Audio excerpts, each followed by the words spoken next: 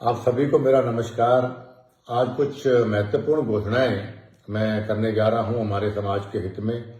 हमारा समाज हमेशा, हम सभी जानते हैं कि अहिंसा का पक्षधर रहा है, पर्यावरण प्रेमी रहा है, जीव रक्षा का अहम रक्षक रहा है।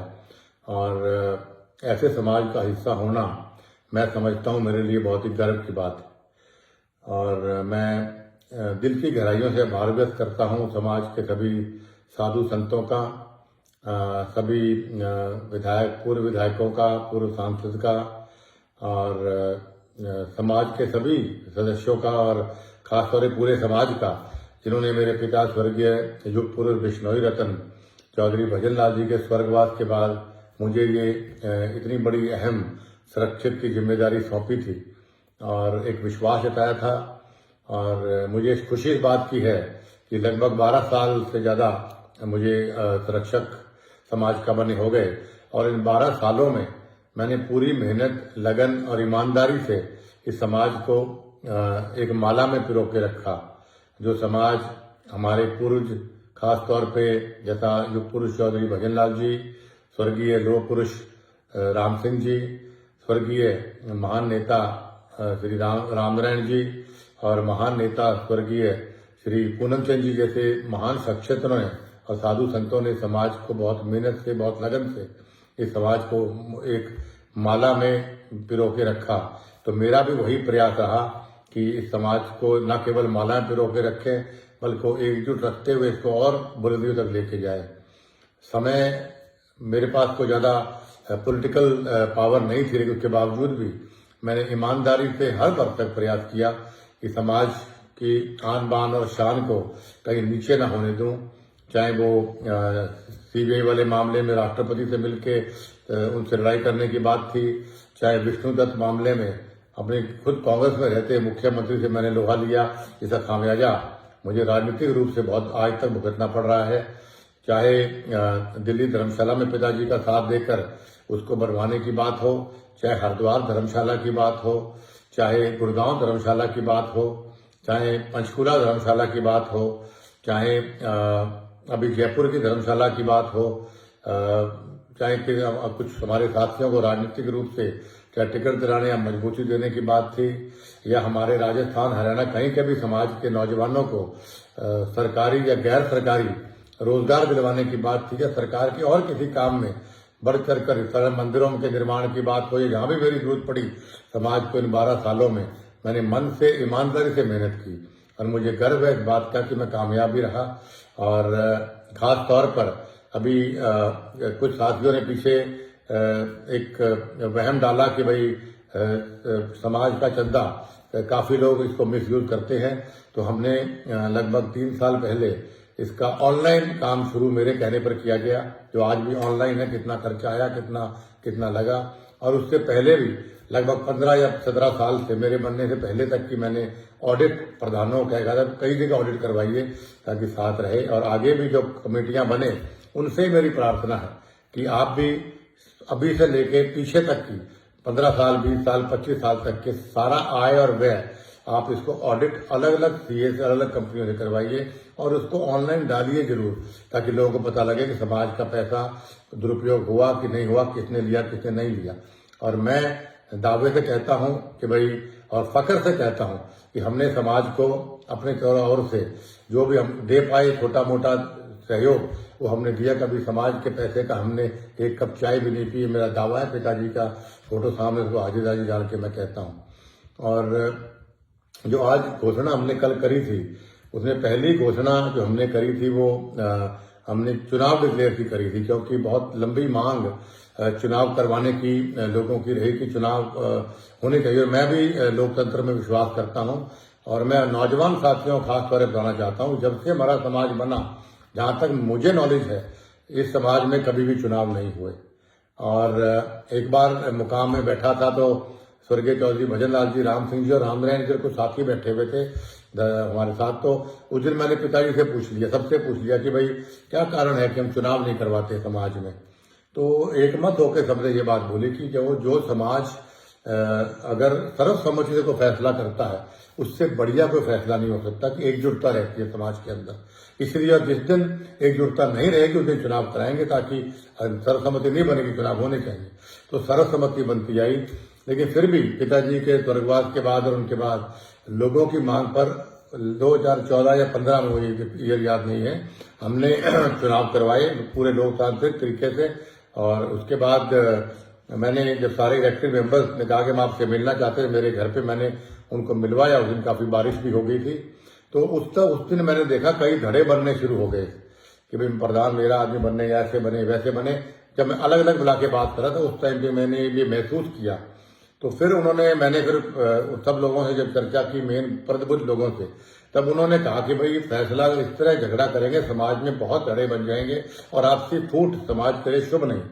तो उन्होंने मेरे ऊपर छोड़ा। तो उस वक्त मैंने फिर हीरा राम जी को, उस वक्त अध्यक्ष, सभी की राय देके मनोज से काफी लोगों से मैंने पूछा कि भाई किसको अध्यक्ष। सबने कहा कि ये ठीक है, ये नाम हमने कुछ रखे। तो हीरा राम भवाल जी सबसे अच्छे ईमानदार व्यक्ति थे, उनका नाम सबने कहा, तो उसको हमने अनाउंस किया।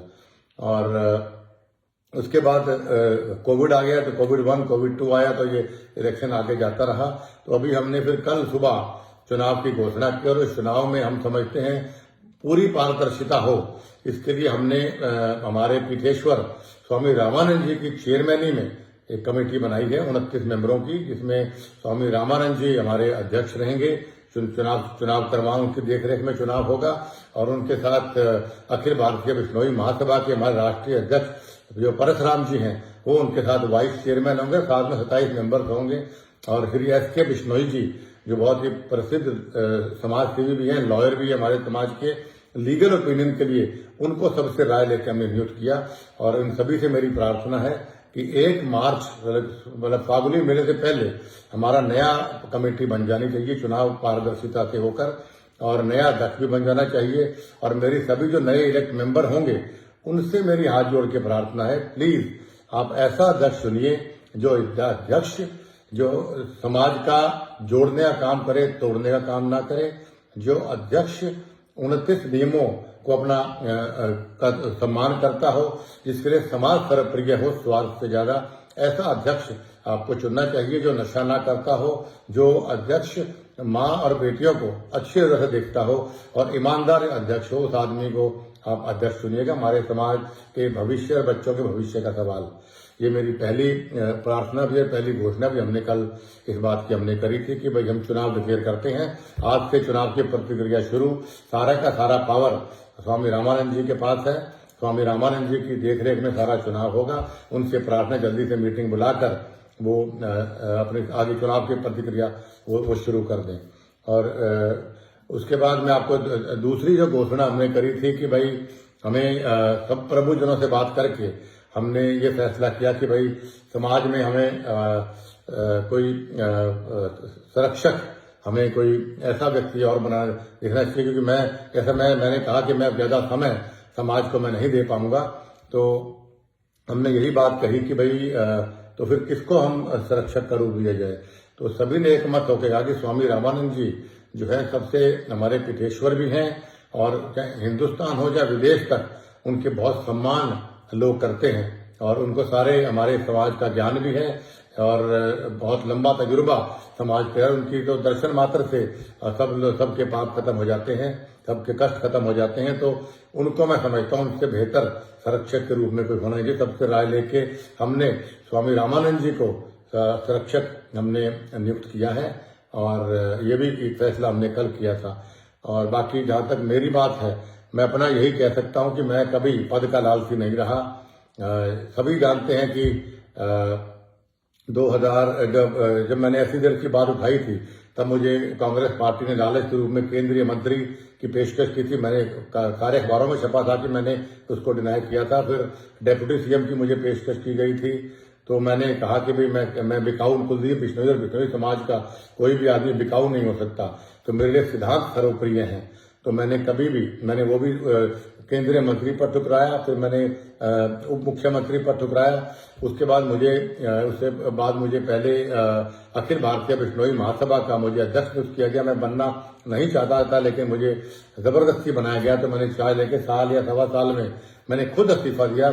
और उसके बाद बहुत ही प्रसिद्ध और बहुत ही पॉपुलर मलखान सिंह जी अध्यक्ष बने। और उसके बाद पिताजी के स्वर्गवास के बाद सर्वसम्मति साधु संतों ने और सभी लोगों ने मुझे अखिल भारतीय बिश्नोई महासभा का संरक्षक नियुक्त किया। तो मैंने तुरंत प्रभाव से अपना इस्तीफा भेजा। रिकॉर्ड की बात है, उस वक्त की कार्यकारिणी से पूछा जा सकता है। मैं लिखित में कहा कि मैं संरक्षक नहीं बनना चाहता हूं, मैं ऐसे पद पे नहीं बैठना चाहता जहां चौधरी भजन लाल जी जैसे महान विभूति बैठे हों। मैं तो उनके मुकाबले में कण भी नहीं हूं। तो लेकिन उन्होंने सभी ने मेरा इस्तीफा ठुकरा के, इस्तीफा फाड़ के बल्कि कमेटी में फेंका गया और ये कहा गया कि भाई चौधरी भजन लाल परिवार के अलावा इस समाज को कोई एकजुट रखने में सक्षम नहीं है। इस पे लोग विश्वास करते हैं। और जैसा मैंने पहले कहा कि भाई 12 साल से मैंने बड़ी ईमानदारी से इस समाज को आगे चलाया है। तो लेकिन आज मैं इस अखिल भारतीय बिश्नोई महासभा के संरक्षक पद से मैं त्यागपत्र देता हूं, क्योंकि मैं व्यक्तिगत कारणों से मैं इस समाज को ज्यादा समय नहीं दे पाऊंगा, क्योंकि राजनीतिक रूप से मुझे आगे बहुत बढ़ना है और भी मुझे काम है। लेकिन आप इस बात से बिल्कुल चिंतित मत होइए, जब भी समाज को मेरी जरूरत पड़ेगी तो मैं 24 घंटे समाज की सेवा में मेरे घर के दरवाजे खुले हैं। दुख में सुख में इस समाज ने हमेशा मेरा साथ दिया और आज भी मुझे बड़ी खुशी है कि आज कल मुझे रजिस्टर देके गए इस हार के अंदर भी कि 200 से ज्यादा इलेक्टेड और नॉमिनेटेड मेंबर्स ने ये लिख के दिया कि कुलदीप बिश्नोई में विश्वास जताते हैं। और जो हमारी कमेटी है 21 मेंबर की, एक का हमारे स्वर्गवास हो गया, उनमें से 20 में से 14 लोगों ने भी ये आस्था जताई, विश्वास जताया कि भाई कुलदीप बिश्नोई हमारे संरक्षक है और रहेंगे। मैं उनका भी और समाज के लोगों का दिल की गहराइयों से मैं आभार व्यक्त करता हूं कि आपने चौधरी भजन लाल जी पे और उसके बाद मुझ पे आपने विश्वास जताया। और उम्मीद करता हूं कि आपके चौधरी भजन लाल जी ने भी और मैंने भी आपकी अपेक्षाओं पे, आपकी आशाओं पे हम खरे उतरे। और आगे भी मैं आपसे यही कहना चाहता हूं कि समाज को जहां भी मेरी जरूरत पड़ेगी, आधी रात कुलदीप बिश्नोई हाजिर है। और ईश्वर से प्रार्थना करता हूं कि जो लोग ये वीडियो देख रहे हैं, गुरु महाराज उनके स्नेह, अपने स्नेह का हाथ, प्यार का हाथ, आशीर्वाद का हाथ हमेशा मेरे बिश्नोई समाज के ऊपर बनाए रखे। बोलो गुरु जम्बेश्वर भगवान की जय।